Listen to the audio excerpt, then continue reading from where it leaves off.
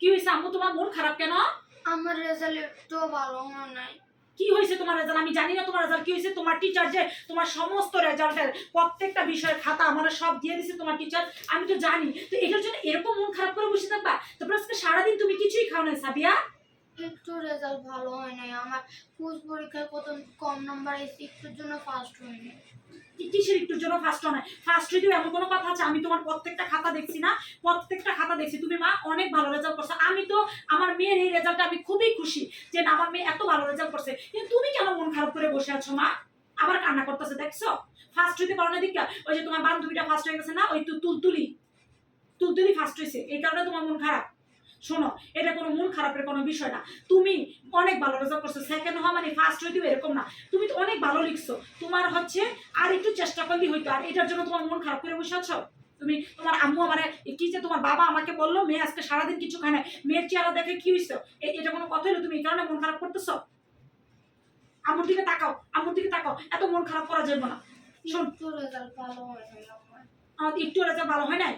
আমি দেখছি না খাতাগুলো, টিচার যখন আমার ক্লাসে আজকে যাওয়ার পরে খাতাগুলো দিল যে সাবিয়ার খাতাগুলো দেখেন এই যে ভাবি, তারপর আমি এসে বাসায় দেখলাম না। আমি তো খুবই সন্তুষ্ট তোমার রেজাল্ট নিয়ে। তুমি কেন মন খারাপ করতেছো মা?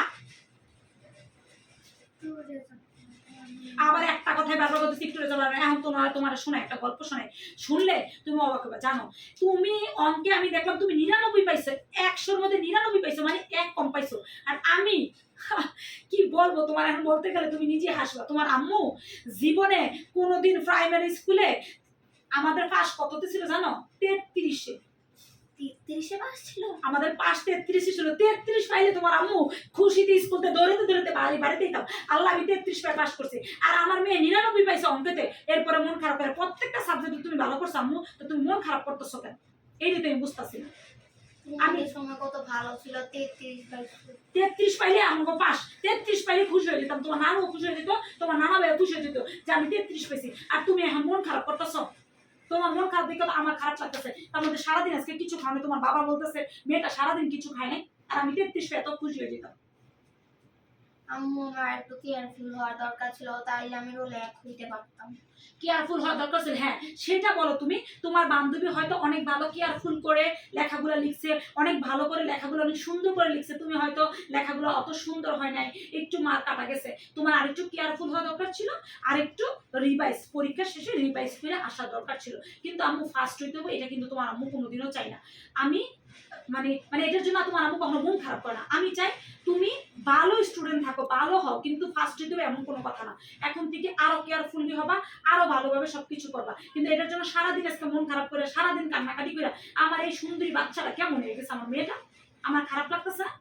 এখন আমি সব কাজ কাম লাইকা অফিস থেকে মাত্র আইয়া তোমার কাছে এসে বসলাম যে কেন সাবি আজকে সারাটা দিন মন খারাপ হয়ে আছে। এখন কি করতে হবে বলো? তোমার কি করতে হবে বলো? এরপরে আবার ভালো করে একদম পড়াশোনা করে ভালো করে 100-এ। ঠিক আছে, এটা যাতে মনে থাকে, তাহলে মন খারাপ হবে না, কিছু হবে না। কে ফার্স্ট হয়েছে এগুলো নিয়ে তোমার কোনো মন খারাপই হবে না তখন। ঠিক আছে, একটু জন্য ফার্স্ট। আচ্ছা বাবা মন খারাপ করো না, ঠিক আছে। আর যে তোমার সেকেন্ড সময় তুমি খুব ভালো করে পরীক্ষা দিবা, যাতে তুমি 100-এ 100 সব দিবে, ঠিক আছে? আচ্ছা মন খারাপ করো না। এখন শোনো, আম্মু যাইতেছি টেবিলে ভাত বাড়তাছি, তুমি খাইতে আসো, আর মন খারাপ করো না।